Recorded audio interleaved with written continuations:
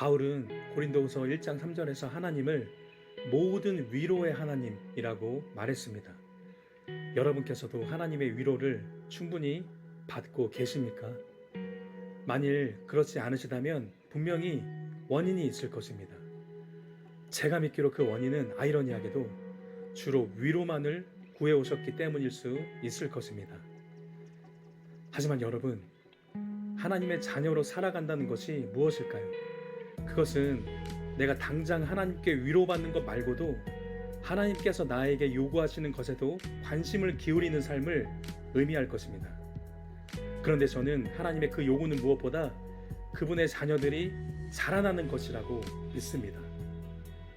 그래서 중요한 것 하나를 바로 말씀드리자면, 하나님께서는 자신이 자라나는 것에 관심이 없는 사람 또는 변화되기를 사실상 거절하는 사람들에게는 그분의 충만한 위로를 잠시 유보하실 수도 있다는 사실, 혹시 생각해 보셨습니까?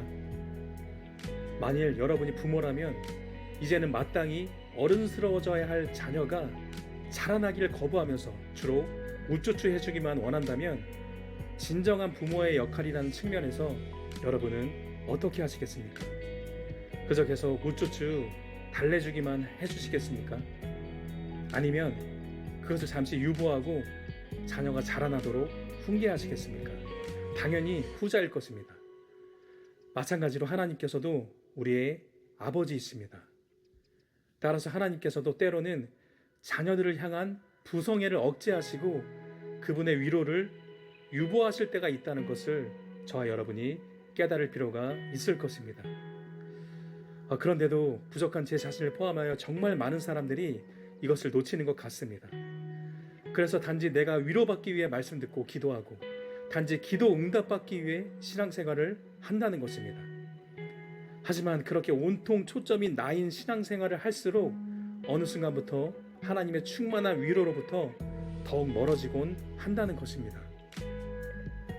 그 결과 그토록 열심히 하나님을 찾은 것에 비하면 너무도 빈약한 위로와 기도 응답 가운데 살아간다는 것입니다. 혹시 이 영상을 보시는 분들 중에 그러한 빈약한 위로와 기도 응답의 시즌을 지나고 있는 분들이 계십니까? 그렇다면 그 시즌은 내가 영적으로 더 자라나야 하는데 그러지 못해서 하나님께서 위로와 응답을 유보하시는 시즌이라는 것을 깨달으실 필요가 있을 것입니다. 실제로 제가 보니까 주로 위로받고 기도 응답받기 위해 신앙생활을 하는 사람들은 좀처럼 자라나지 않습니다. 반면 영적으로 잘 자라나는 사람들의 특징이 있습니다. 그런 사람들은 자신이 위로받기보다 하나님께서 기뻐하시는 사람이 되고자 애쓴다는 것입니다.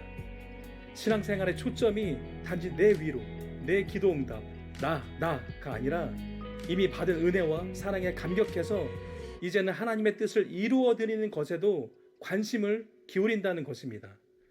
이런 사람들이 영적으로 잘 성장하는 것을 보게 됩니다.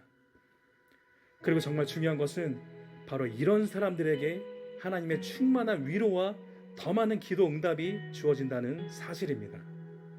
왜냐하면 그런 사람들은 하나님께서 충분히 위로해 주시고 충분히 응답해 주셔도 그것에 마음을 빼앗기거나 영적으로 탈선하지 않을 만큼 잘 자라났기 때문일 것입니다.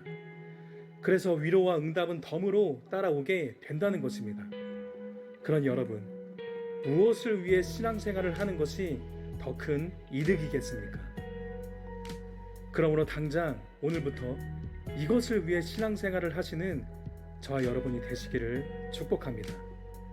그러면 때가 되면 그토록 하나님의 위로와 기도 응답을 구할 때보다도 훨씬 더 충만한 수준으로 하나님을 경험하기 시작하게 될 것이라고 꼭 믿으시기 바랍니다. 이 시간 함께 기도하시겠습니다.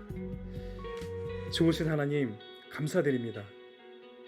하나님의 유보와 침묵은 실은 저에게 더욱 충만하게 임하시려고 제가 자라나기를 기다리신 것임을 깨닫습니다. 그동안 저를 오래 참아주시고 기다려주신 그 사랑에 감사드립니다. 주님, 이제는 무엇보다 주님께서 기뻐하시는 사람이 되는 것에 초점을 맞추고 나아가겠습니다. 그리고 그 가운데 더 큰 하나님의 위로와 기도 응답을 기대하겠습니다.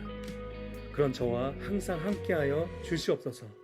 예수님의 이름으로 기도드립니다. 아멘.